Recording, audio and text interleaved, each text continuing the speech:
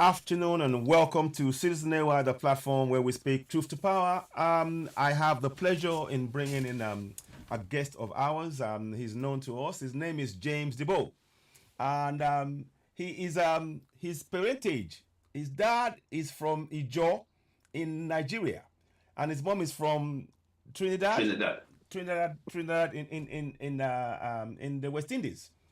And as you all know, there is connection between Trinidad and, of course, West Indies and, of course, West Africa, because a lot of the slave trade that was done was people were taken across into those places. And, of course, many people from Trinidad and West Indies, they do speak one West African language or the other if they go back fast in the history. So the connection is real. I see it's my brother. He's an Ijaw man. So however you look at this, it all points back to Africa from my brother James Diboe. Welcome on the show. Please tell us a little bit about yourself. So we're going to talk about the awakening of Africans. So please tell us about your journey a little bit, so people can have an idea of yourself and how you got involved in Pan-Africanism and what you hope to for us all to collectively achieve.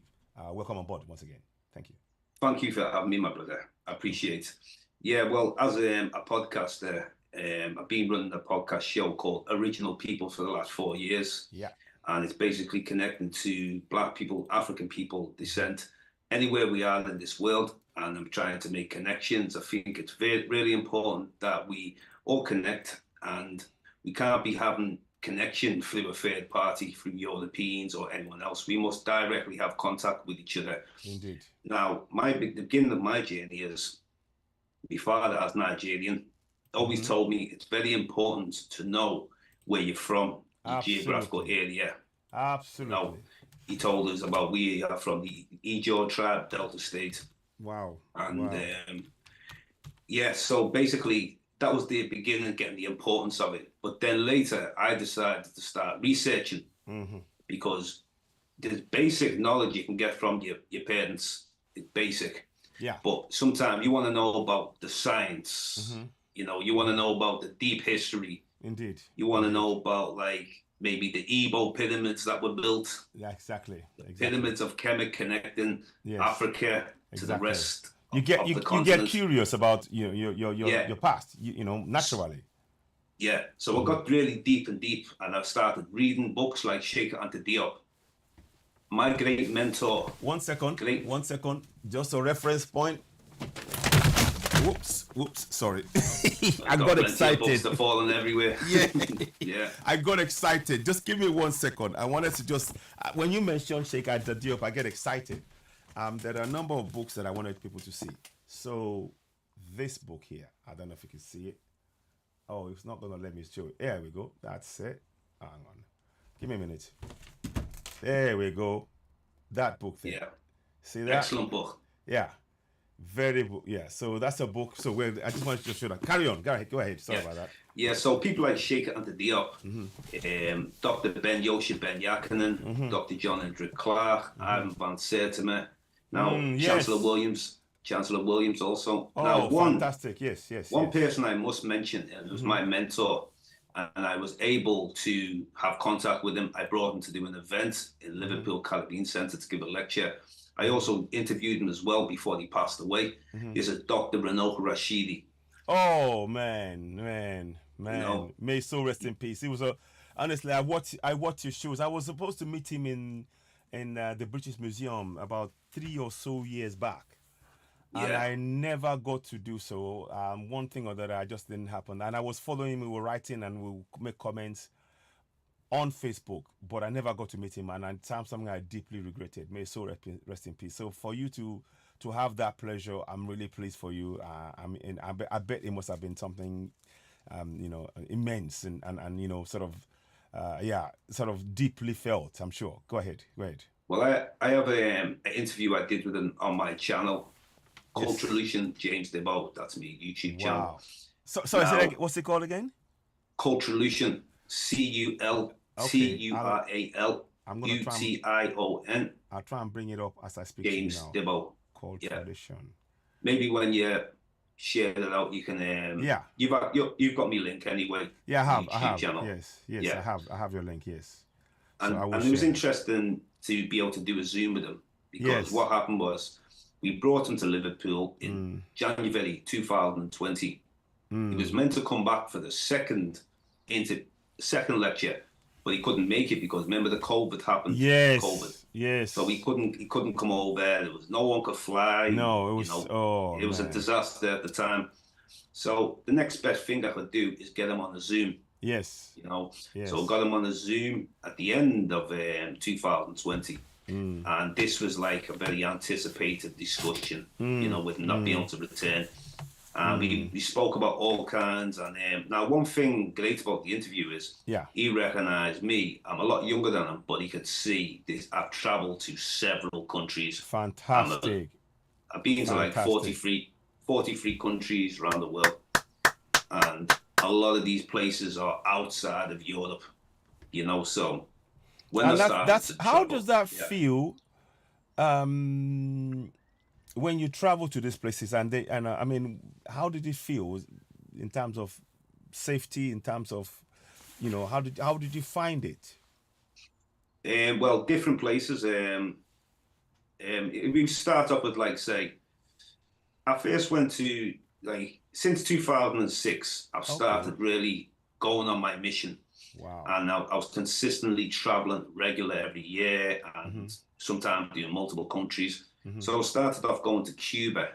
This is one of the first places because I started understanding in Cuba of the African descent and Yeah. still Yeah. practicing. They have Santeria, Mm-hmm. you know, Mm-hmm. the Yoruba connection. Yes. So it was important that I connected with the Afro-Cubans. Mm-hmm. Very interesting. Mm-hmm. So get interesting, like and very great people as well in Cuba. You know, a lot of the African Cubans. Now I started listening to the music. Mm-hmm. Now I used to wonder where does this music come from? Mm-hmm. And when I got there, and he would tell me this is African music. Mm-hmm. It's nothing from the Spanish. It's African No. music. Wow. So I started like connecting more, and then I was told that the Yoruba speakers. Yes. So I'm really happy with that. So Yes. I that bet. started. Now what happened is basically this put me on the track of my mission Yeah. of realizing that you are able to leave the tourist area. Yeah. Basically, Yeah. I had to. So I was connecting with local people. Now you can connect with local people different places where you go, but you've got to Mm-hmm. be careful at the same time, like you said, Mm-hmm. who you're making the connections with. Yes. But I had like I kind of I've got a good sense of I've Instinct. got a good sense of It's like six. people. I call it sixth sense. You have a Yeah, I've sixth got a good sense. sixth sense. Yeah, so they ended up taking me different places to different parts of Cuba, and I started making new friends out there. And like Cuba's a communist country, as you know, Yes, it so is. they don't at this time in 2006. They didn't really mingle with locals too much, No. but they would tell me to not talk too much because I'll try to blend in with them. Mm-hmm. Just sometimes they hear the English voice. Yeah. They know that you're a tourist. Mm. So that was my first adventure and getting Okay. out, mixing with people. Then I started going to Venezuela, and Venezuela, this is another place of people with African descent as well. And yeah, very dangerous country, I must say. It was Venezuela. the dangerous country. But at the same time, I did have like the cops will harass you out there and all that. We're asking for money and all that. Yeah, that's Mm. actually you read me mind. That's yeah, I, very corrupt, very corrupt. So, but when you're there, you try to make the best of your destination, yes, yes, of course, and of then course. places like I started going into like Thailand, Mm-hmm. and in Thailand, there's a bunch of people called the Mani tribe, which I'll show Mm. you pictures soon. Yes, please do. Please do. Yes, go ahead. Now, the Mani tribe, they are basically the first people that got to Thailand, and these are black peoples, Mm. and they've been there for at least 40,000 years. Wow. So when you think of people that first Mm-hmm. migrated out of Africa, as you know, Africa, the birthplace of all It is. humanity. It is. Africa is the So beginning of everything. So when people started to leave Africa, maybe 90,000 years ago, Mm-hmm. 80,000 years ago, Mm. you're getting ones that are heading towards Asia. Yes. Now you will find them in places like they still got pockets of these people left in Asia. Mm-hmm. So in India, there's tribals who Mm-hmm. are originally African, Yeah. the first people that Okay. settled there. You will see them in the Andaman Islands. Yeah. You've still got them there. You've got Okay. them in. I visited Sri Lanka to meet the Veda people. Wow. You've still got them there in certain areas. Then moving into Southeast Asia, Wow. meeting the Mani tribe of Thailand, like I said. Also, you got black populations in the Philippines called the Eta, Mm-hmm. and then you've also got them in Malaysia. You know, these are a tribe and they're called the Orange Azuli. Now, to go into these areas, now these are not like short drives; these are Yeah. very long drives. Mm-hmm. So when I first went into Malaysia, Mm-hmm. I had to take a 5-hour drive. Now, what's interesting is when I was in the city of Kuala Lumpur, I was asking people, how can I go and visit these people? Nobody had any information for me. No. So it's showing you that their education is not great. Basically, they just deal with the majority of the people that are there. Exactly. You know. Yeah. So finally, somebody overheard me and recognized what I wanted to do. So they explained where I need to go. So I hired a 4x4 Jeep, got up there, 5-hour drive. Do you go to places by yourself? Sometime, this time I was with one of my cousins when I went to Malaysia. Oh, that's good. That's good. Yeah. And I was actually taking him up there because he was new to traveling. Mm-hmm. Mm-hmm. So they had something called the longest canopy in the world. Okay. No, a canopy. Yeah. We had to walk on it. Okay. It's considered the spiritual walk. This is what you consider it. Oh. So we had to walk on it. It was the most scariest walk. And, you got to cross to the other side. And then you meet more tribes. So a canopy. That's... Now, I'll tell you how high it was. Maybe 131 feet high. And 500 meters width. And the trees are so high. The trees are even higher than this canopy. Now, there's warning signs in there. Beware of snakes and beware of tigers. So when I seen them signs, I'm like, oh my God, this is because they're used to the tribes. So they use something called a blowpipe. Yes, it's like a poisonous dart. To neutralize and kill 6 seconds. But I'm not trained with that. But I was hoping that them tribes will protect if a tiger comes or, and then they have pythons there and stuff. So that was like interesting experiences. That's a baptism of fire, if you like. I'm telling you, I got a surprise when I was up there. So then another time I had to go into the Philippines, and they live in the mountainous areas that people call the Eta. Yeah. And these people, you have to go in, you need a 4x4 Jeep to really get up these mountains because it's like mountainous type of roads and that. So first thing I said to them was, do you know Africa? Because I was curious in my mind, it was like almost looking at an African tribe when I seen them. Because these are the first people. They were the first people. Yeah.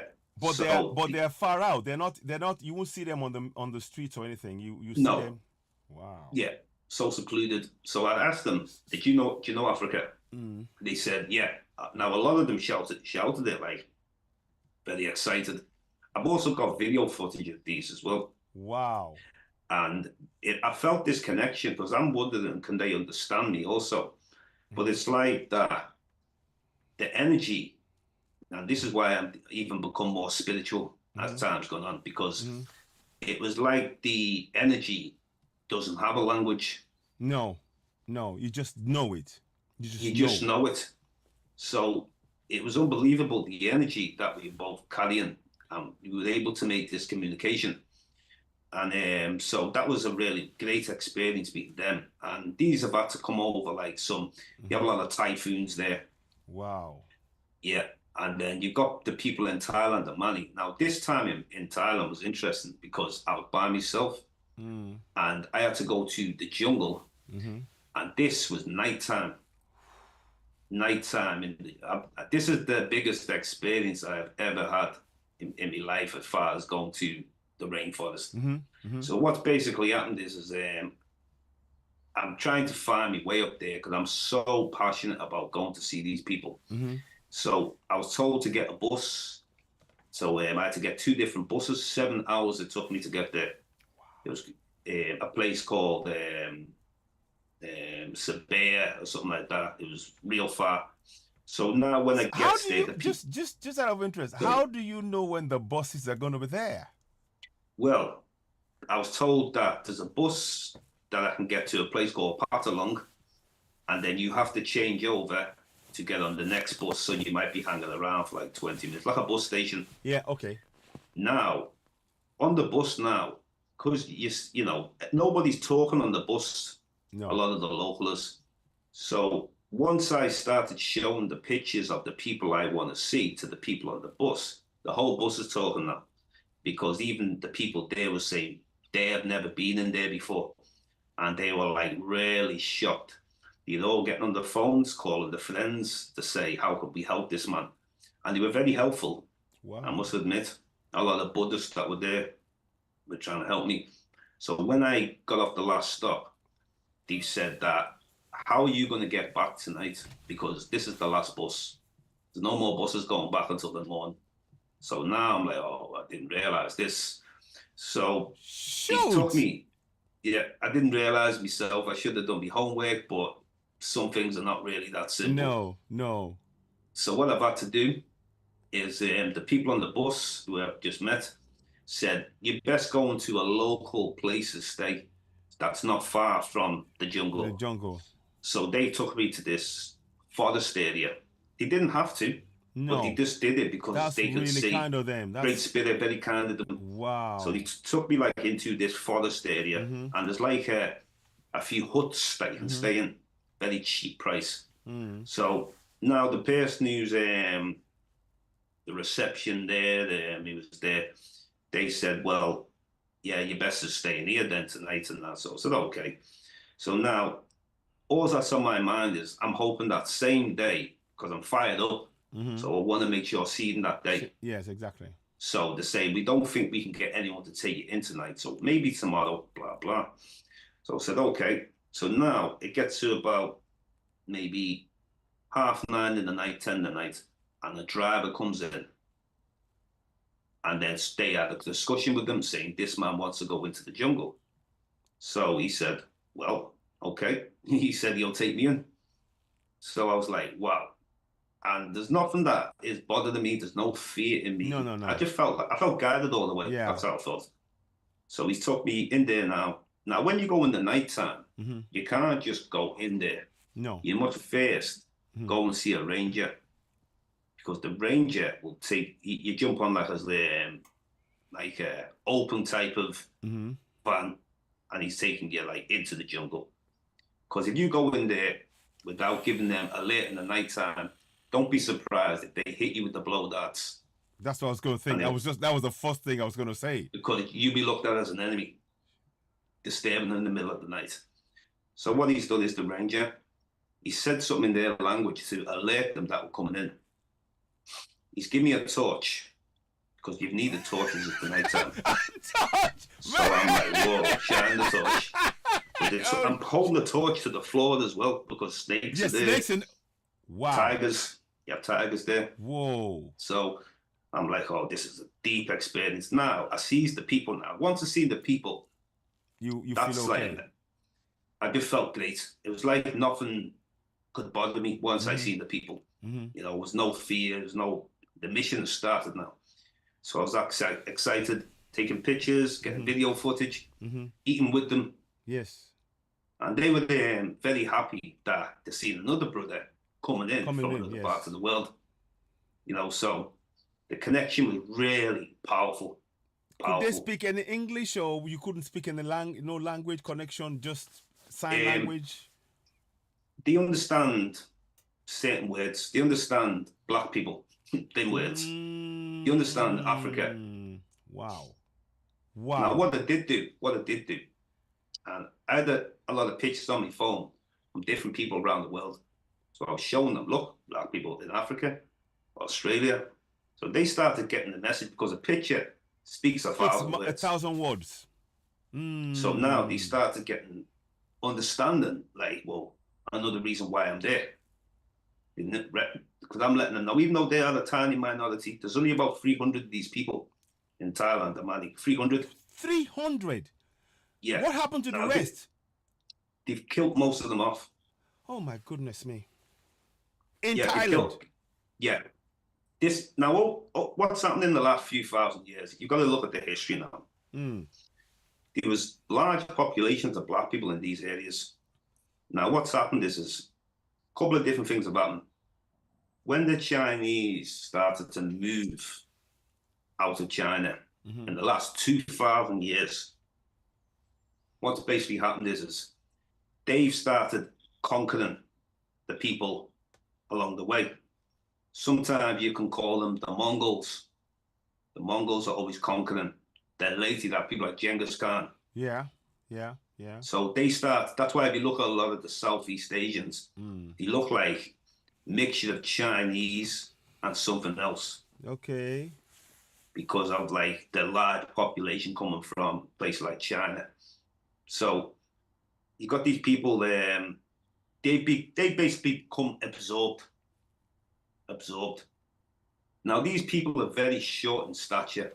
And if we look back in history, a lot of the first peoples on this planet were very short people. Yeah. So the pygmy, the Twa people, yes, the Baka people, yes, yeah, exactly.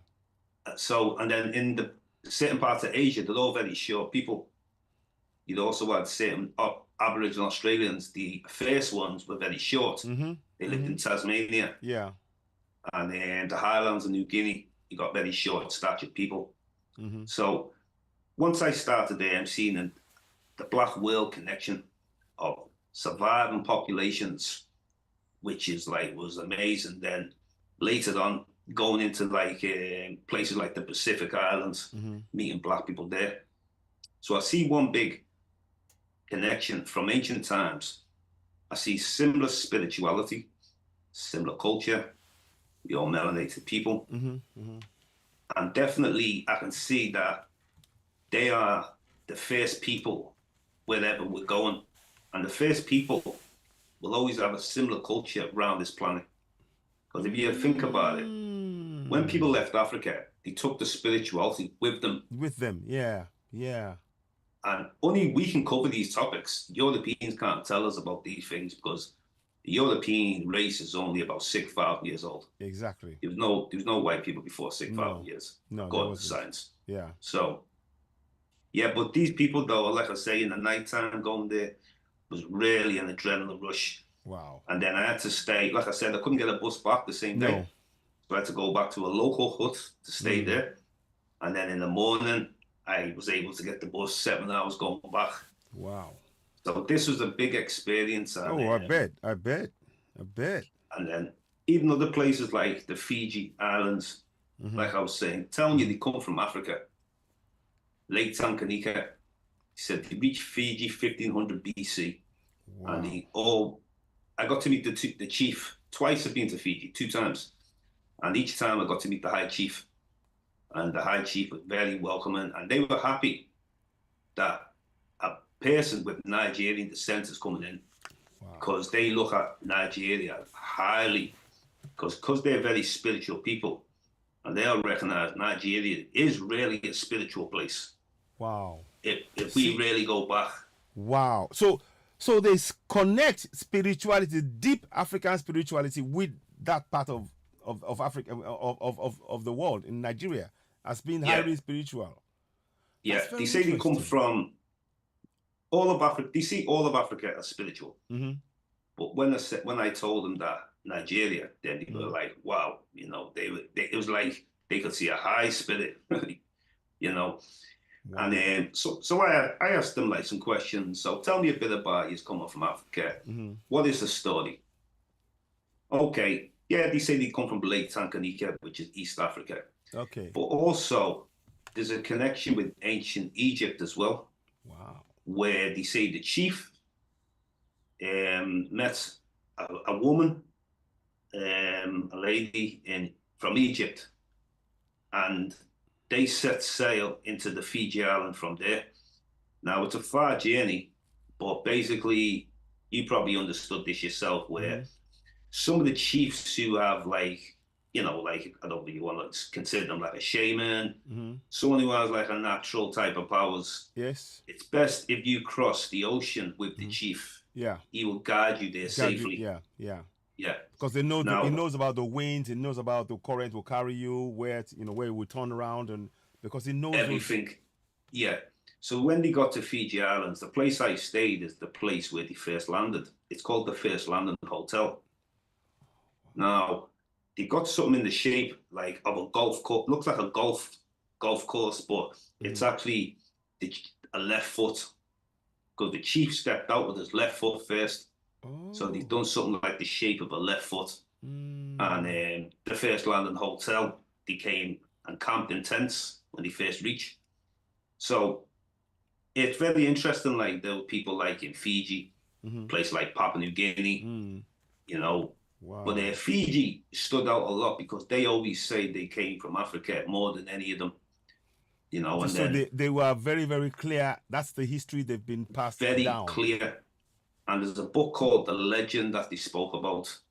And this book called The Legend, it's got a lot of the information in there. But how come all of this stuff is hidden away? We don't get to hear all this kind of proper stuff about the connections.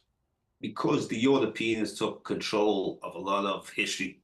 So the European will say this, the scientists will say, they came from Southeast Asia, and before that, they were in like other parts of Asia.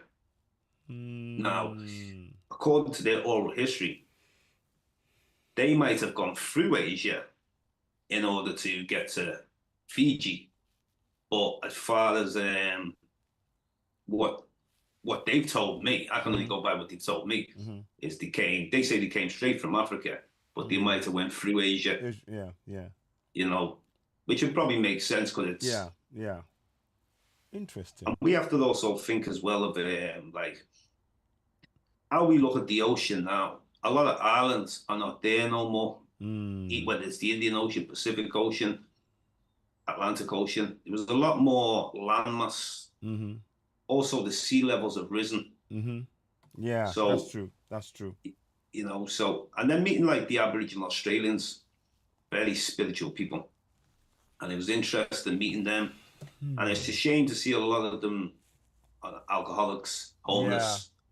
Yeah, but that, we have to remember that was part of the government policy. They knew that the alcohol did not agree with their system. In fact, it's foreign because they don't drink it. All the sugar and all of that just turned it just made their head go completely. And they can't handle nothing like that, They can't handle nothing like that, It's not really in our DNA to be able to handle that way. Europeans can smoke, drink, do everything, and it doesn't affect them as it would affect our people. And they did that knowing that they would control them, so whatever means possible. I mean, we talk about the Tasmanians, that were wiped out, Terrible. And what happened there was crazy. And the last one was the last man was in 1890 or something.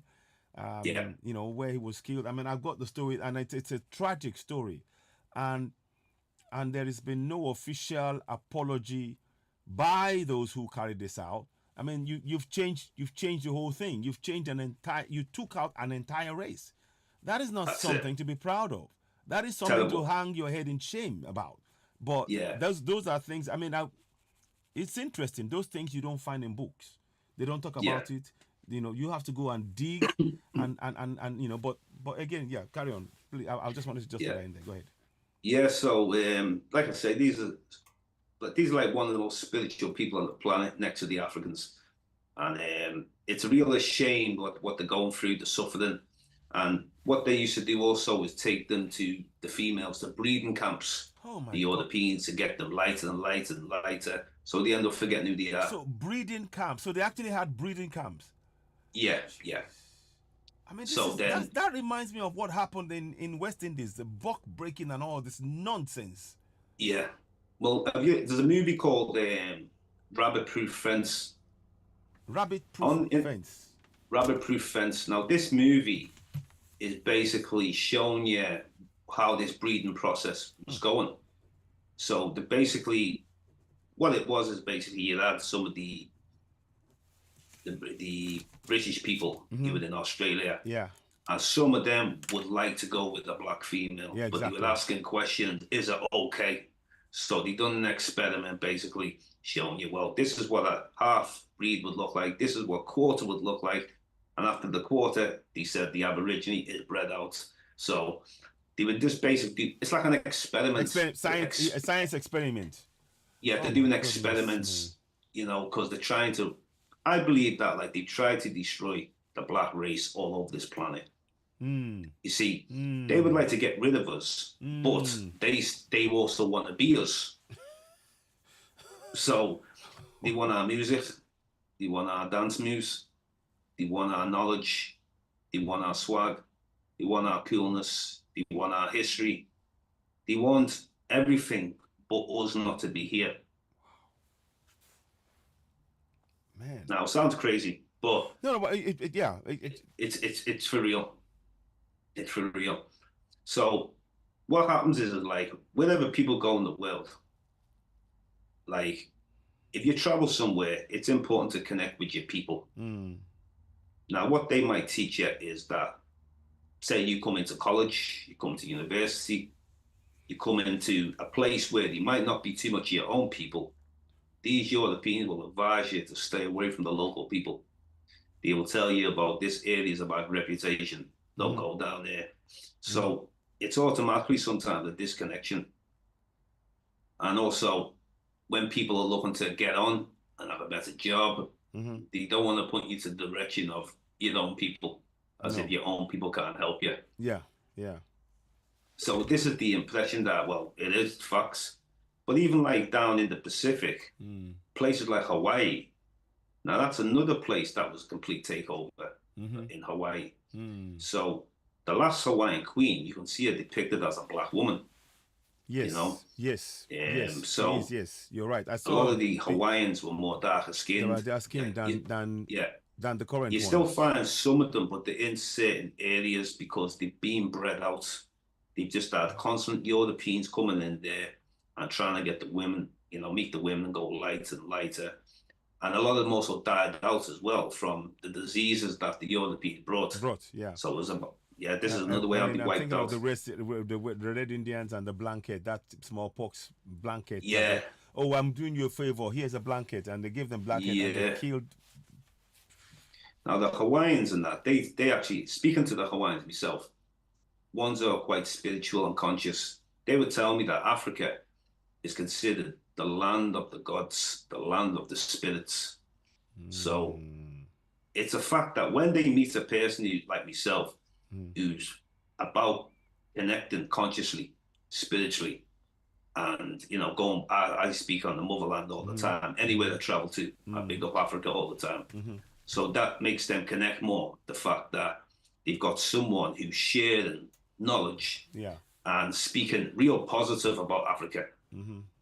People like to usually always speak negative about Africa. Absolutely, that's the go-to mode, isn't it?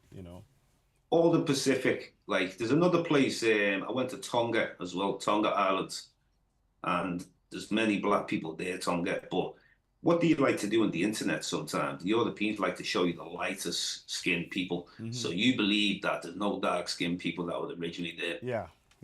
And they do this with all different places around the world. Just to, it's almost like Then there's another place called Guam that I went to. It's in Micronesia. Now, when we say, you have the 3 island chains in the Pacific, you have Melanesia.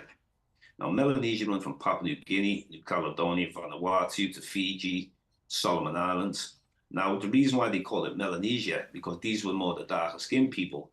So they decided to call it Melanesia.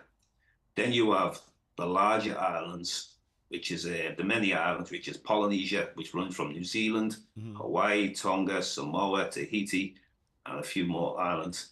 Then you have Micronesia, the small islands, which is considered like you have Marshall Islands. Mm-hmm.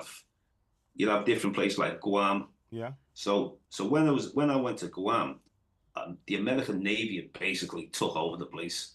Hmm. So because they took over, I got to meet some Micronesians, and they were very afraid to speak. They were Yeah, very because they. afraid to.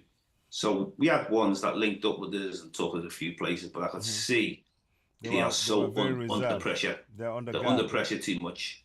Yeah. So it was a shame that though, but for me, it was about me still connecting with them. And Mm-hmm. I thought, let me get some pictures of you so I can show people what the original Micronesians look like. Mm-hmm.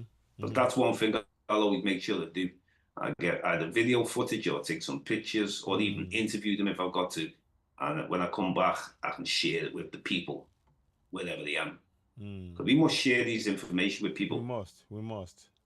There's How? an African brother. Yeah. One sec. There's an African brother who's on the show from Burkina Faso, Okay. Yes. teacher in philosophy. Now Mm-hmm. he is based.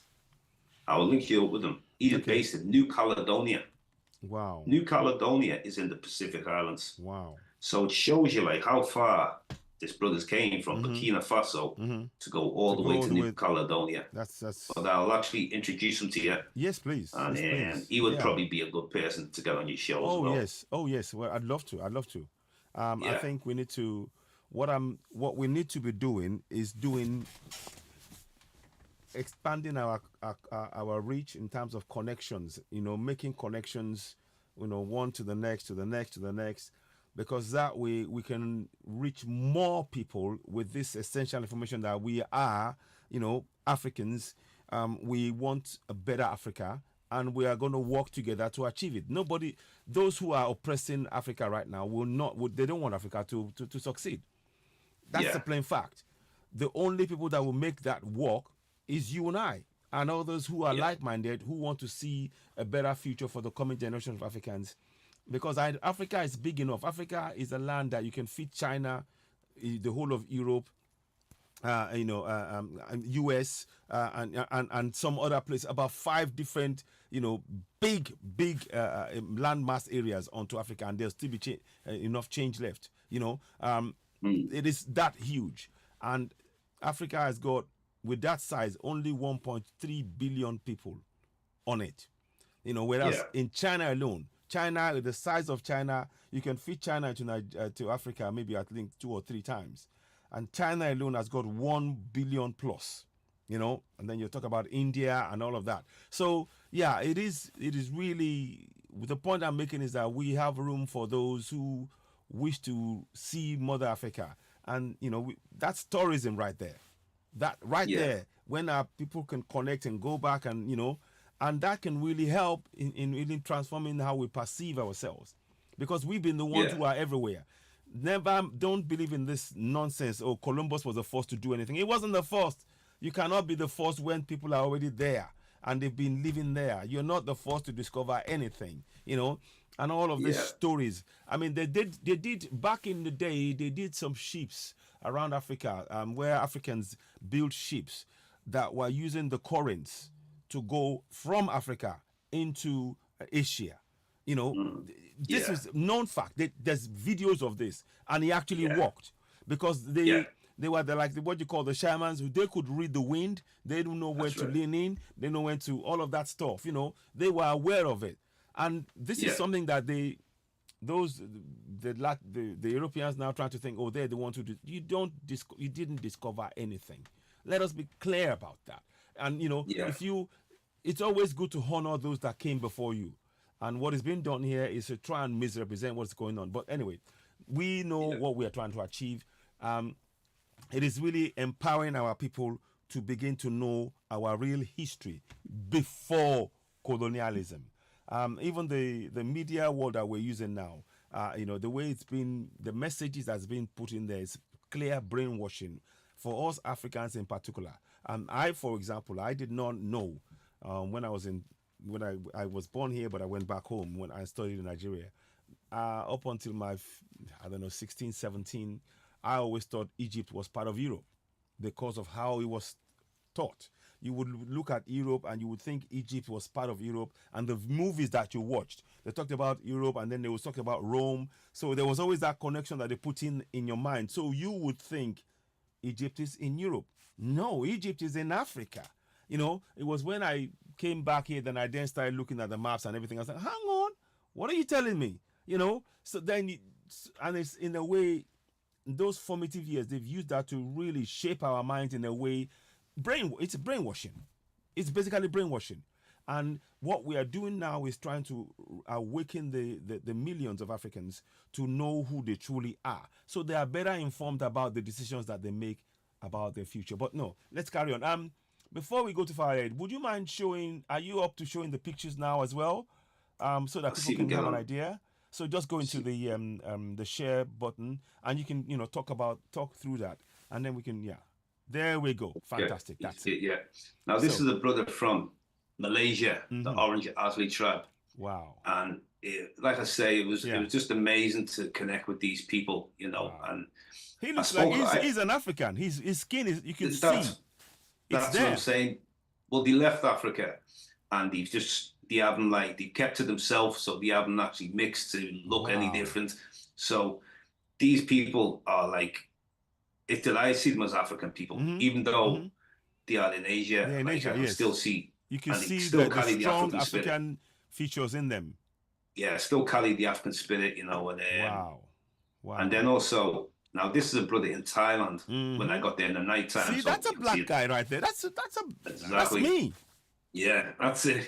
So, and like I say, this is the nighttime. You see the torches we've got, and it was just like anytime I meet the melanated people around the world, indigenous peoples, I know that they speak on the ancestors of the forest. So I know when I'm going there, my good intentions, I'm being watched over by the people of the forest. Absolutely. And it's one connection. You go there with good spirit, saying. So this was interesting. Like, when did they ever show you on TV? This is what a person from Thailand looks like. No, they don't. Never. They don't Never. want that because then the narratives get challenged. Then people start asking questions. Oh, you mean they look like? So yeah. Yeah. Philippines, the people of the Philippines. Now, as you can see, very short people. Yes. And these are like the first to leave Africa. Wow. So, like I say, similar to the Baka, the Khoisan, and certain other people. Yeah. So, it's important that we are aware of these peoples. Now, these people in so secluded areas, they probably don't have internet. They probably... No, they won't. No. Maybe I don't even think they watch TV. But, yeah. Now, moving into... so the first one was Malaysia. The next one was... So this was Malaysia. Yeah. This one is Thailand. Okay, yes. Malaysia, Thailand. Okay. And then this now... is the Philippines. Wow. Yeah. Okay. This is Tonga Islands. Okay. Tonga Islands. Wow. When I was out there.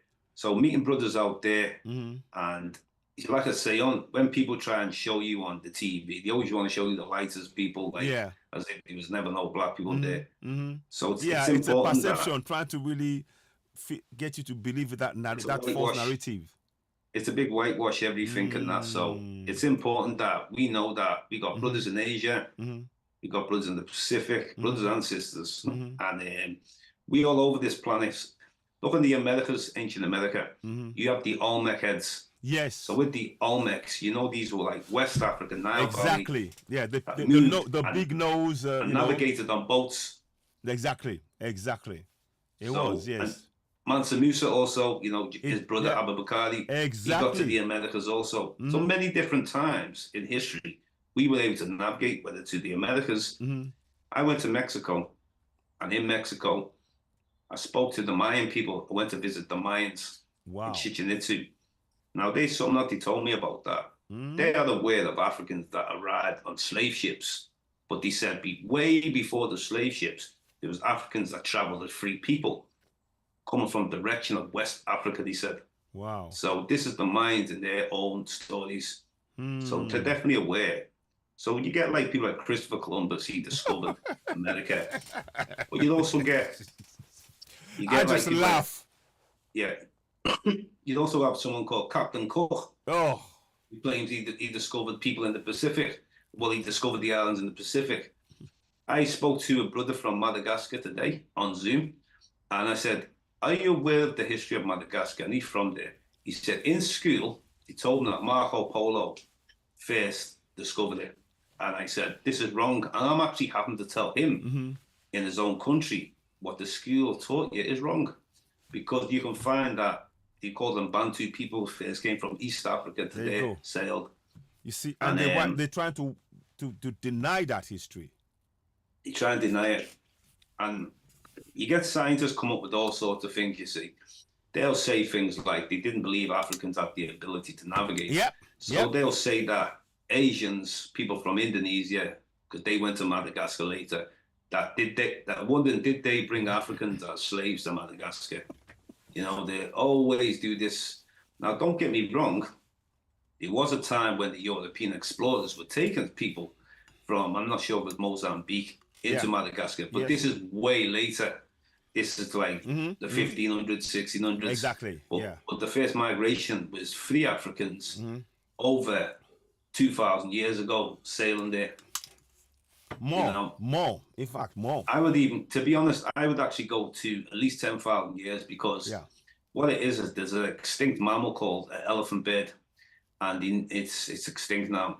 And they knew by the slits in its throat there had to be human occupation hunting down this animal, mammal, 10,000 years ago. So they always push the dates. I mean, I'll push the dates back. You know, they're here to like just change the dates. You know, they want us it's all to about, believe. you see, everything that's been done in the system is to make the original people not have a sense of who they are, or even have an inkling of their even connection with the soil, the bearings, to lose completely disorientated. That's the and that's the side. That is why we must begin to take control of the narrative. Programs like this, we need. I hope we can get more people doing discussions like this, so that we can open our eyes and tell our own stories. Because you see, when somebody who colonized you tells your story, they're going to have a spin on it that favors the colonizer. Well, we need to tell our story from the point of view of our point of view, devoid of all of this lies and innuendos and things designed to distract and keeping us from knowing the truth.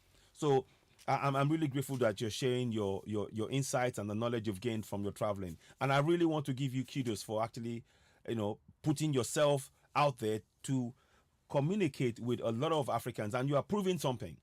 And also another thing, when it comes to things like civilizations, they always act like Africa didn't have civilization. We had many civilizations before everybody, and we birthed the world with civilizations, not just only the first people. India, China, Southeast Asia, Europe, everybody, the Americas. Africa is the birthplace of civilization, and they know it. It's not even.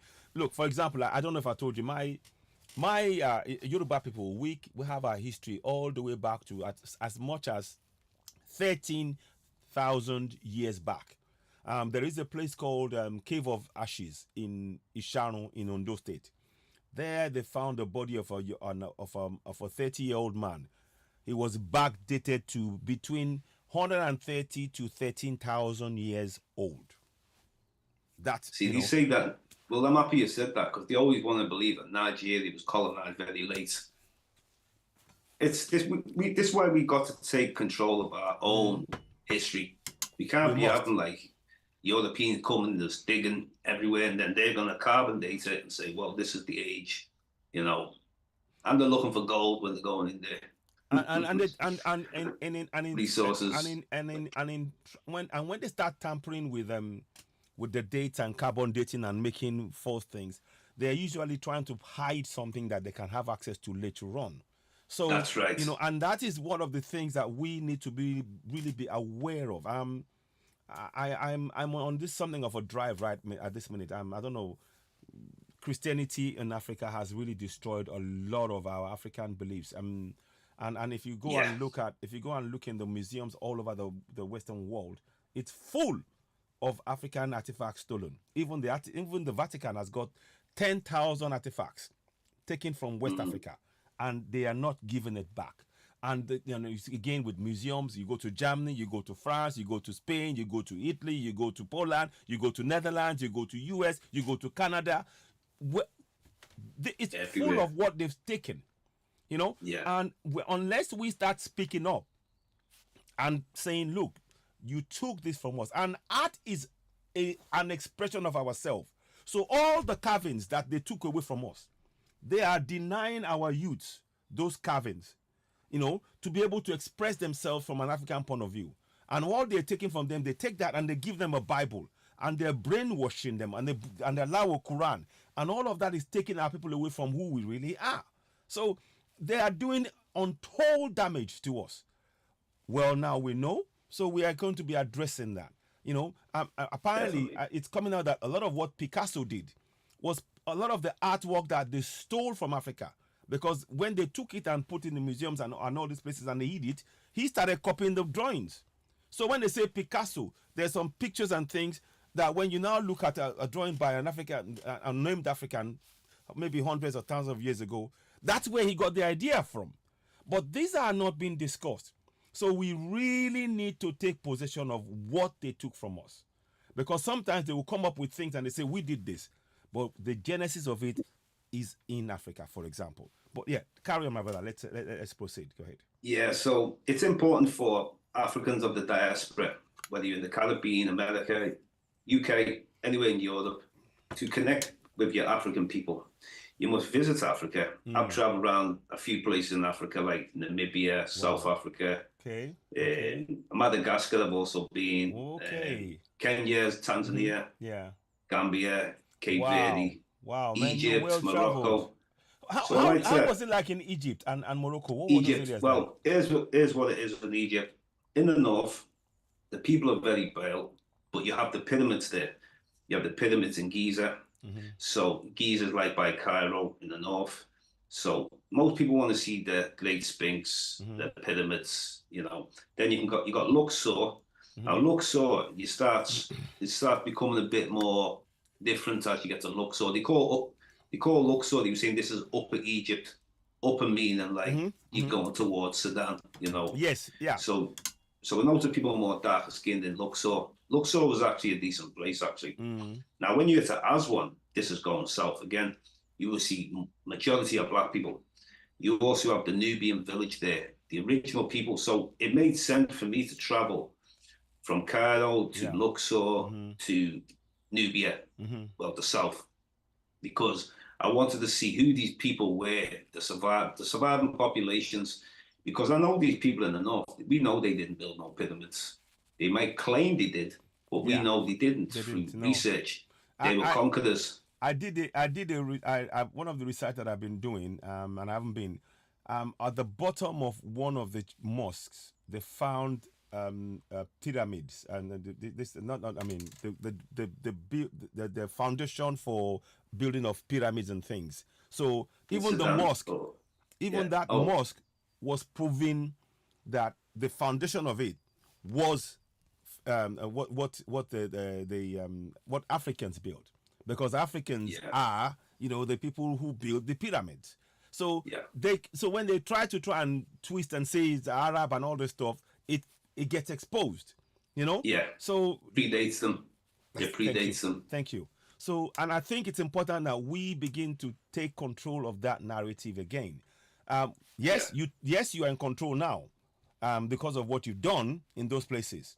But the land, I mean, and the pictures of the mummies, 2,000, 3,000, 4,000, they're all black, you know, black faces. You can't dispute it. You know, you can't argue with it. So, I mean, there's so much awareness that we need to really raise in our community. And that's why this topic, what we're calling it, is Awakening of Africans with James Diboe. And I'm really grateful for your sterling work. And this is selfless in the way you're doing this. How do you get funded doing the traveling yourself alone? You know what? I just work a job as a cook, and I basically just used it all for traveling. I've not really been a businessman mentality. No. I've just thought, well, this is what I want to do. I want to travel. I want to. It costs money to travel. Now, I'll try and do things the most sensiblest way to save money. Say you're going to into Asia, for example. Now, rather than you can go travel, get a plane from each place to other parts of Asia for not a, for the good price. So rather than just keep going one place, coming back, if you travel to a place and then get a plane to different countries from that place, it'll actually work out cheaper than doing this as a separate trip. So you go multiple places, which so your return would be, you know, because I remember when I went to in 2017, I first went to Thailand, then from Thailand I went to Malaysia, then I went from, now Malaysia is very cheap to fly a different place from, then I flew from Malaysia to Sri Lanka, I flew back from Sri Lanka to, where did I go to? Cambodia and Vietnam. These are all cheap places, and when you get to these countries, they're very cheap to live too. Okay, good as tip, well. good So tip.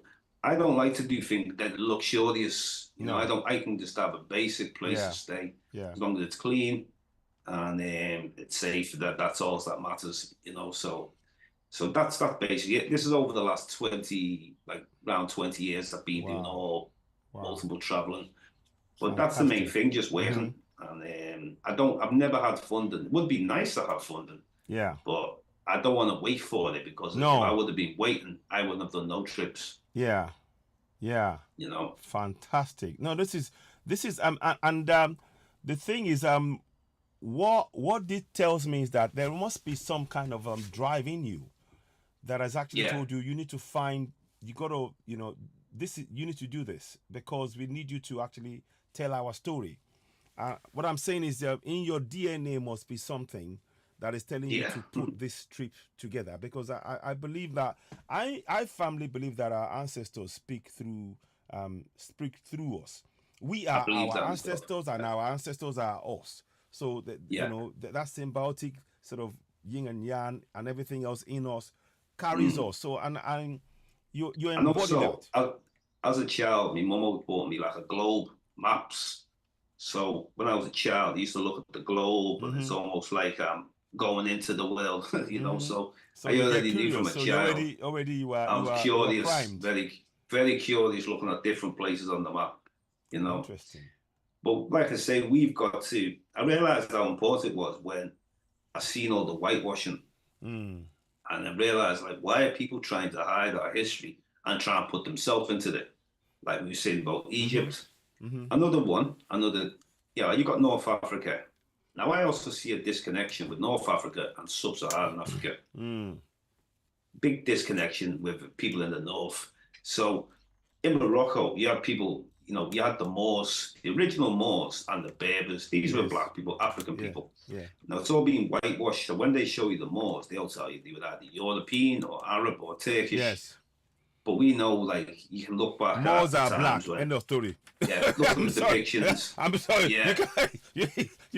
You're not going to come and try and suddenly tell me Moors is suddenly or Arab or no. Moors are black. And even before that, you had Hannibal, the Carthaginians. You know, these are black. But when they depict them in these movies, it's always a pale person. And the first university in Europe is in Spain, Salamanca University.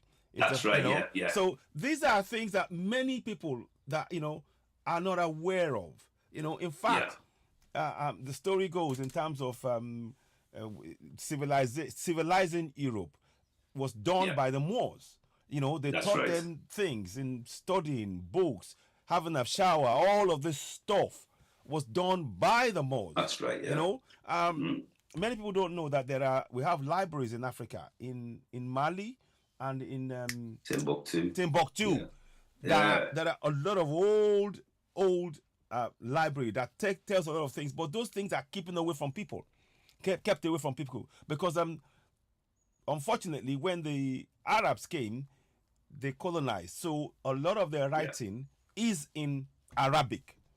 You know, a lot of the books that they keep is mostly in Arabic, but before that, there were what's the name of this tribe again? The tribe that could read the stars. The Dogon. The Dogon. Thank you. Oh, great. So see, these are astronomical knowledge. Thank you. Amazing. So exactly. So these guys were telling us about the stars. They could tell the seasons. They could, by the reading of the stars. So and of course, one of the things that we were very good at in Africa was handing down stories from one generation to the next through storytelling is a very core part of Africa. So, Yeah. but these are things that people are not really processing. I even I found in Nigeria, in Oyo, there is a place where we had some writings that have been done, but many people are not aware of. We had our own type of writing that I'm discovering. I'm going to research that and come and talk about that as well. But largely, it was a lot of storytelling about, one generation to the next, and using of course, in in Yoruba land, Ifa, the Ifa divination, where you have when the Babalawo reads the Ifa, he throws the Ifa down, and the Ifa would tell you the name of a child, what year, what season, what food to eat, what clothes to wear, all of that. These are powerful stuff. I mean, so much so that the Ifa, the 0101 of the Ifa, is what is being used in our computers that we're using right now. That is what is being used. That's the foundation. But a lot of people do not know all of this. So we as Africans, we need to, when I say a lot of people, I'm talking Africans don't know this. And we have to make this kind of information available. And the kind of thing that you're doing, what you have just done now, demonstrated by you traveling and continue to travel as you're doing, is showing us that, despite all these restrictions, we can connect, we can have our own communities, we can build our own social networks, excluding all of the propaganda networks that is being used to try and deliberately suppress our thinking and our own view of ourselves. Because the view of ourselves as people has been very negative, deliberately so, by the system designed to oppress and keep us under oppression. So I can't overemphasize how important this is in terms of what you discussed. And by the way, those of you watching, please, I'd like you to go to Culturation by James Diboe. Culturation. Culturation. I tell you what, I've put the link on the page. I think I've yeah. shared it on the. Let me just see if I've got the link here again. Make sure I got it. Yeah, you've got the link. That probably is, yeah. Yeah. So let me go and put the link again. I'm YouTube doing that on the live broadcast on YouTube as I speak to you. So I'm going to share that again, because I want people to we need to help each other. That's one of the things I wanted to say again. I want us to really, as Africans, make sure that we are helping each other. Don't just sort of go, oh, it's okay. If when you see a program with James Diboe like this and you're watching, don't just watch.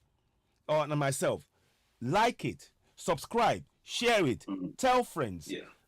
Tell 10 of your friends to follow. We need to literally build our community that way, and it is doable. There is more of us on this planet. We don't realize.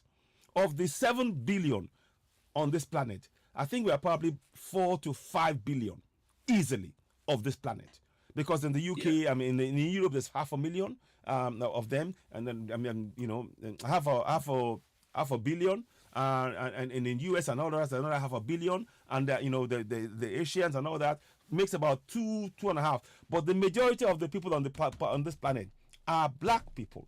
But the way the perception that we've been placed, if you go into Europe, you are in minority. If you go into US, you're in the minority. If you go into other minority, whereas in actual fact you are the majority in the entire world.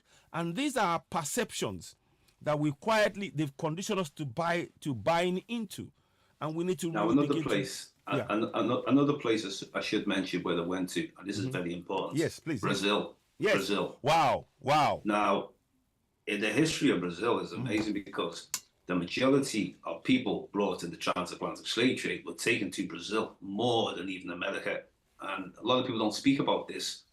I connected with some black Brazilians when I was there, and they still speak Yoruba speakers as well. So wow. Now what they did in the late 1800s, the Europeans decided to bring about 4 million, maybe to 5 million white Europeans over to try to whiten up Brazil. He wasn't happy that Brazil was a very predominantly black place. So that's a very interesting place that we've got to know we've got to know our geographical area where we are on this planet. We definitely have to. Yeah. And definitely appreciate sharing the link. Yeah. The Culturation. Yeah, because definitely. definitely So I'm sharing it. important I'm that going to we share that connect. again. I want to make sure I've shared it before, but I'm going to share it again. The more Yeah, we share it, the more we are, it helps us. And I always believe that, when somebody is doing something like this, it is important that we support that. And actually, some other African kid somewhere around the world may watch this and say, "I want to do that." And what you have done is you're laying a footpath, a yeah, footstep. They can follow your footsteps, and we need to that's promote right. this kind of things. And you're not saying that you're discovering anything. You're just saying you're meeting Africans. So it's not about you trying Definitely. to make a new claim. Yeah. No, you're just we're Yeah, not I we're not discovered it. we're not doing that. We're Yeah, not doing yeah, that yeah, naming yeah. claim to anything. We're just establishing the contact and connections. So please Elite. go to Yeah, Culturation, my people, and make sure you follow Culturation James Diboe. I've got it there. So please yeah, let us. We would like to get as many of us subscribing to James Diboe. We're going to be doing more programs. Honestly, definitely. we're going to be doing a lot more discussions. And what I would like to do is, if there's any joint thing that we can do, bring in a lot of people from other parts of the world, i.e., in Asia, where you have Africans who are in Asia, or in South America, or that you know of, and we can do a program together so that they are talking about the history. We need to start bringing to the world the history of Africans pre-slavery, pre Definitely. all of this colonial whitewashing, pre all of that, where the people will tell their story devoid of all these lies, so that we begin to recognize ourselves. Yeah, I've put it up there. So culturation, James Diboe. Culturalism, Yeah, James cultural Devoe. relation. Sorry, yeah, cultural relation. I've I put the link call on. If you look at it, I call it culturalism yes, because of we are everywhere. yeah, we are. We are That's it. absolutely. So it is indeed. Let me just quickly copy that, and I will. I want to make sure I have that as a reference point. James And Diboe. it's been a pleasure coming on your show. No, no, You no. came on my show the other week. Great Yes. Yeah. discussion. We look. We So have to it's do. definitely a pleasure. It is. It's a real pleasure. I'll take that one. What we need to do is continue this kind of discussion. What plans do you have in future? I mean, in terms of this awareness, do you still plan to visit more countries? I Yeah, mean, yeah, okay. yeah. Uh, I and, still and plan to and visit. also in terms of Pan Africanism, what role do you think you may be able to play on not only the African continent in terms of really being able to raise awareness and raise the consciousness of not only people on Africans on the African continent, but in Europe, for example, in Asia. Do you what role do Now, you envisage to play in that? okay. Now, in the UK, now where I am in the city, I've Hmm. done things like put events on. Like I said, I brought Renault Rashidi before. I've Okay. also I started the podcast here, and Hmm. I was interviewing. I started off with the local people from Liverpool, people who are trying Okay. to do music, Hmm. people who are trying to do all different type of skills Hmm. Hmm. and historians. Hmm. Now, one thing I made sure I did, no Mm. matter who comes on the show, Yeah. even if you're a musician, Hmm. there's always going to be a question I'm going to ask you at the end, and Yeah. that is the importance of African history. Mm. So our look at that is like you want to come on to promote what you want to promote, that's okay, Hmm. but make sure you are You speaking something great about Africa. Yeah, So it's exactly. sort of like how can I put it? A child wants sweets, but he must first eat his lunch first. Exactly. Exactly. Absolutely. Well said. Well said. Um, um, I wanted to ask about something. You're from Liverpool. Yeah, Did you how have you researched the history of slavery in Liverpool, in and how did Liverpool. you find that? Well, to be really honest with you, yeah, I wasn't too interested in it because I'm sick and tired of hearing it. Okay. But there's people who speak on the history of Liverpool, 300 years of Liverpool, where there was black people brought over, and like I say, there's historians there that deal with that. But me personally, I had to come and bring something new to the New to table it. Okay. Good. because Very good. everybody deals with the same story, the slave trade. It's just it almost It's almost. like we had no history before that, which Mm, now it's important for yes. history Mm, and the connections with Liverpool and mm-hmm, even America going mm. back because we've got the ports in Liverpool. Yeah, because the ports were But the ones providing all the stuff that they needed to be able yeah, to, the cottons that were going to be, yeah. done But over I've there. always been interested to know who we are and a self-identity is to look back at where we came from. When you are come to a place Hmm. that is run by the Europeans, they ain't gonna treat you any good, No, you know. So we need to look at the time in history where we're free, and when you're free, you be you.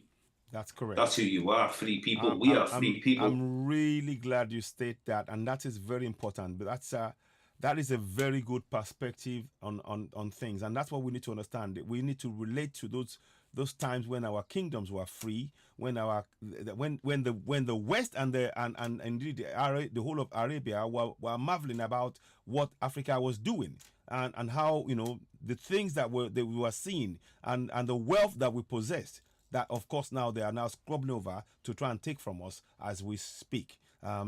It's really, really important. Because where education comes into it. For example, you might have people from the Caribbean, you might have people who were brought in to help with the World War, or but basically, and then maybe they helped, and then maybe some of them got sent back. Well, Are if you still look being at the sent bigger, back anyway. We know what's happening. Look yeah, at what happened with the Rangers, yeah. thing Now and all the that bigger nonsense. picture is you've got to look deeply into things now Yes. and think, even if you're from the Caribbean, Mm-hmm. America, whatever, Mm. you have to look at like you better start making connections with your homeland, That's it. Africa. That's it. You can just keep complaining. I mean, we can complain and say to the European, look, treat us better. No, no, no, no, no, no, no, I no, no. think It's not that gonna if work. he's going to treat us how he's going to treat us That's because it. that's who they are, That's it. we should be making strong connections back home. Fantastic. He stripped you from the motherland, people from That's the it. Caribbean, America. Yes. He took your language, Exactly. you know, stole your Your culture, culture. stole your whole heritage. Yes. You Yes. must return back now. It's Yes. time. You have Yes. the internet there, Exactly. you know, I, it's time. in fact, that reminds me. I've got a friend of uh, um, who is from West Indies. His ancestor is a guy from, I've forgotten his name now. Junior. Oh, what's his name again now? He'll come to me. Hmm. But his ancestor was one of those guys who fought against slavery in Jamaica, and actually he chased off the The slave Maroons, was it? master. Or was it No, no, some of the. No. no. He's actually a Jamaican. It might be. I can't remember Okay. his name. Hang on, let me see. Well, we had One a lot second. of. You Let me see, get his name. I like hearing about rebellions. Yeah, Bogle. Yeah. When you have slave I revolts, have a okay. direct descendant of Bogle, Yeah, who is my friend. I'm going to bring him on the show, and I think you guys need to meet up because definitely, definitely. he knows the story. I didn't know this. We went out on a rally against when Arabs were killing Africans. So we Yeah. went on a in protest in front of Libya House in London. Oh, yeah. So then he started talking about the story of why we need to stand up, and then he talked about Bogle and how they fought against and chased away the colonials that came and enslaved them, and he won. Of course, ultimately his ancestor was taken out, but that is what everybody remembers about him. He stood up for the Yeah. people. And that is something that I need him to come and actually sit down and tell us that story, because it's great to have a relative of somebody of such magnitude. Let me just quickly get that name out. So I'll tell you the story, then I'll bring him. 1 second, please. Have you got a few minutes? You okay for time? Yeah. Okay, Yeah. let me just quickly Well, get his I name. like to hear about Yes. revolts and Exactly. rebellions So I want rather to than just be a good slave exactly, for your master. exactly. You So know? this is really important, and I'm gonna when I finish now. Actually, when I finish talking to you, I will be bringing him. Bringing him from bringing him on. I'll talk to him about it. Bogle revolt.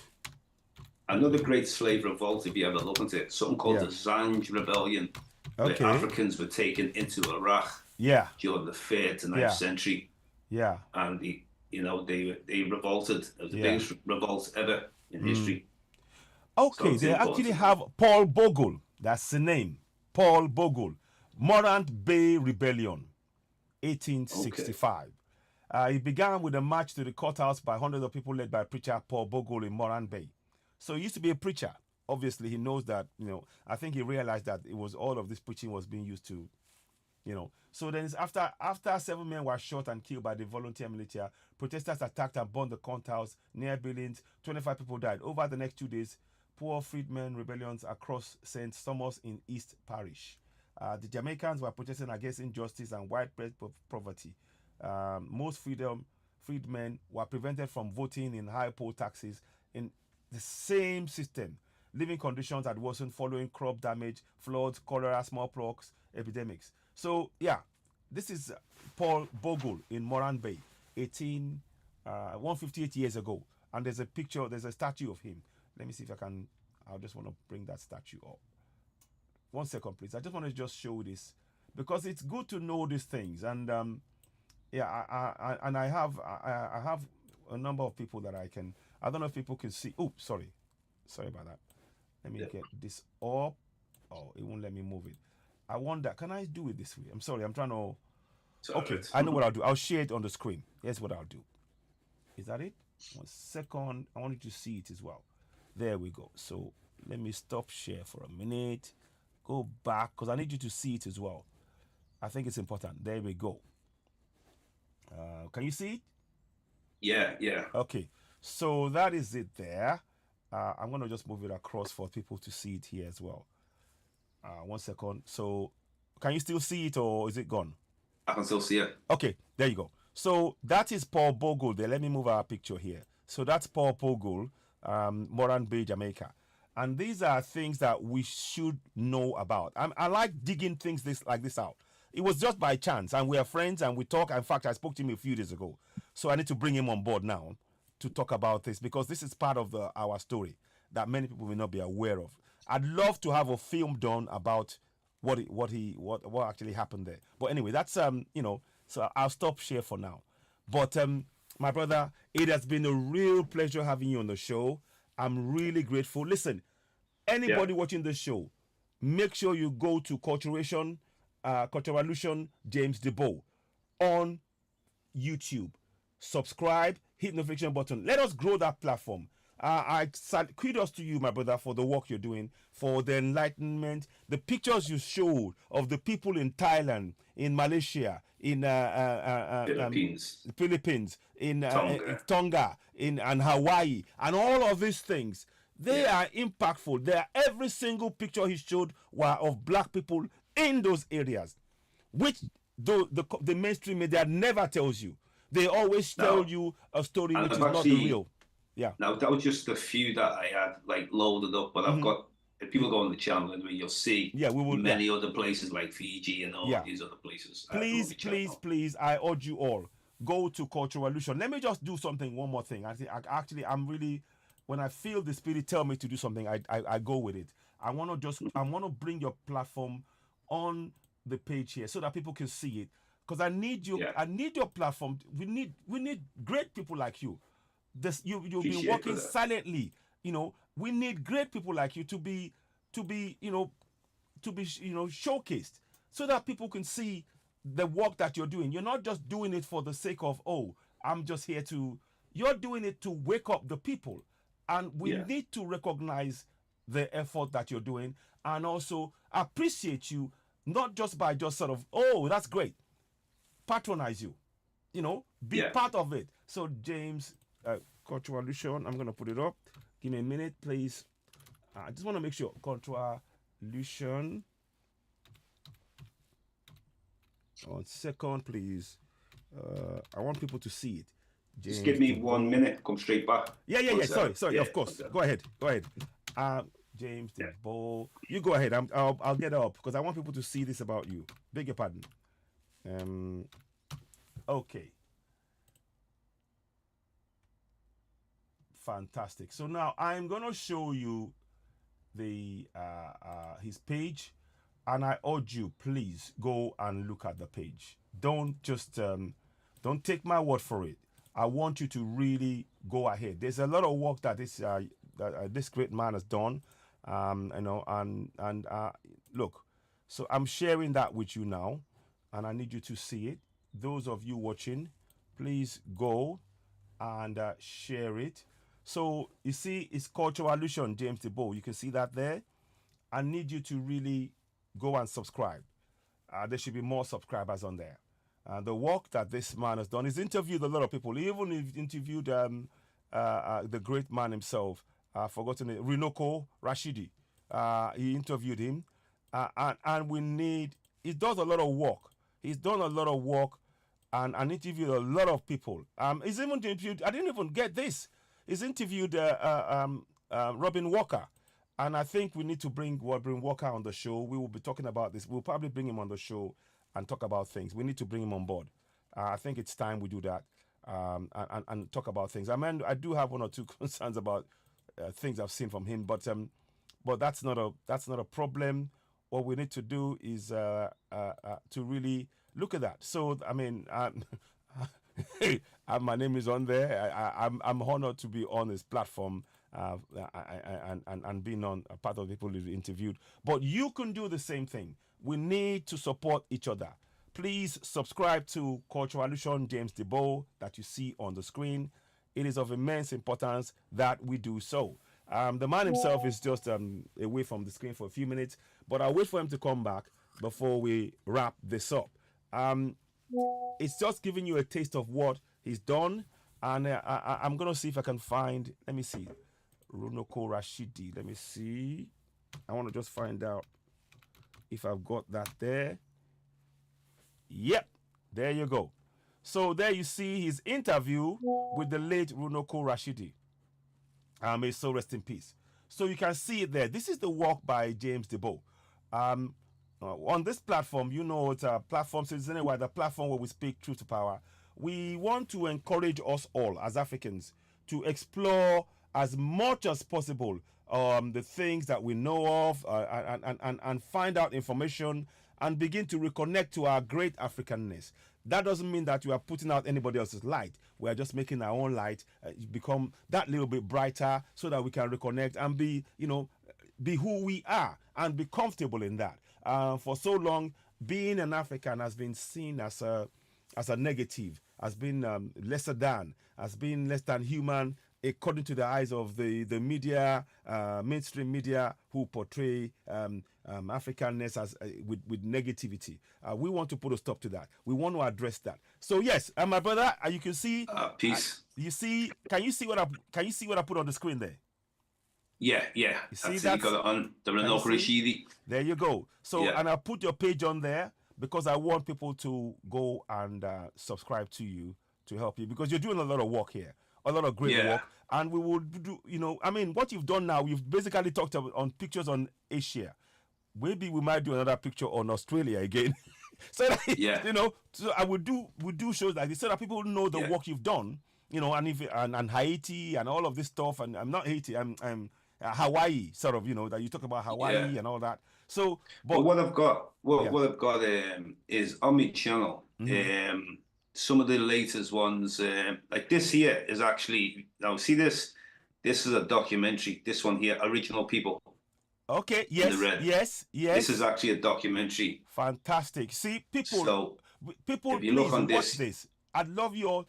You can see it on there. I'm sharing his screen with you, and please, as Africans, let us help. The only people that can help us is us. Okay. If we do not, we are all we got. We are all we got. Please share this brother's page, subscribe, hit the notification button, give him thumbs up, give him likes, leave comments, because the work he's been doing is phenomenal, and he's been doing this for over 20-something years, and is committed to raising awareness in our communities. He's even started to do. He did things in Liverpool to help other people, promote other music, to help people.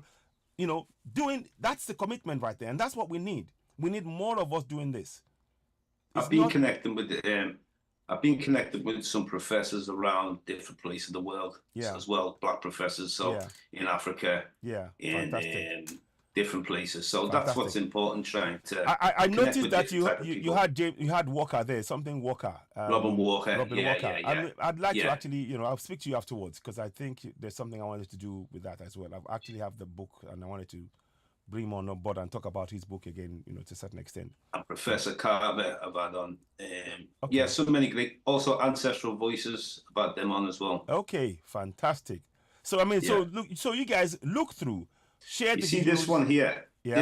This is the first podcast I ever did in my life, and I did it on the American Man Show. This one. This one, That's the first podcast. I was wow, invited. This is the man who first gave me my show wow, because fantastic, I did a couple of interviews with him, yeah, and yeah, then he gave me the show. Now fantastic. I have my own show just through Good. Zoom. No, yeah, Listen, my brother, this is awesome. So please, those of you watching, you're watching Season AY, the platform where we speak truth to power. Of course, I'd urge you all, go ahead and subscribe to Season AY, hit the notification button, give us thumbs up, help us reach more people. As you know, this is the platform where we speak truth to power. We aim to enlighten, encourage Africans to reach our true greatness by collaboration, working together, being neighborly towards each other, being patronizing our businesses, our products, our ideas, sharing tourism activities such as you can see with James Diboe, enlightening our people with knowledge because we need to change the narrative. The negative narrative of Africa must be put to bed once and for all. We are great people. We are the birthplace of civilization, and we must rise back to the very top of the tree. Whether those who wish to detract us like it or not, it must be so. So shall it be. Ashe, ashe, ashe. Thank you so much, that's my right. brother James Diboe. I'll put It's a a stop to pleasure anyway. the Thank you very broadcast. much, brother. Thank you so much. You've been watching Season AY, the platform where we speak truth to power. Let me just make sure we. I look forward to watching this back. You have to send me the link. I mean, I'll send you the link now so you can share thank it. you. And Yeah. and I'll put the link. You will see that I've shared your link on there. I'll put it on and I'll put it in the description section as well so that people can see what we're doing. So just 1 second. Hang on 1 second before I go. So, ladies and gentlemen, you've been watching Season AY, the platform where we speak truth to power. We'll be bringing more great, interesting programs. Watch out for more discussions. I'll be bringing in a guy called Junior Bogle as well. He can tell us about that, his ancestor, direct ancestor, and that will be great to hear his own view about it. Watch out for that. There will be other things I will be talking about as well, and we'll be bringing, no doubt, James Diboe back on the show. There's a lot more for us to discuss and explore, and of course, within the UK. What are we as Africans doing? Are we patronizing African businesses? Are we all going to an African business every week, buying from them? Do you buy your clothes? Do you buy your drinks? Do you buy your shoes? Do you buy anything from an African shop? If you don't, start doing so now. Thank you so very much. You've been watching Season AY, the platform where we speak truth to power. I'll be back later on. Let us share this. Thank you.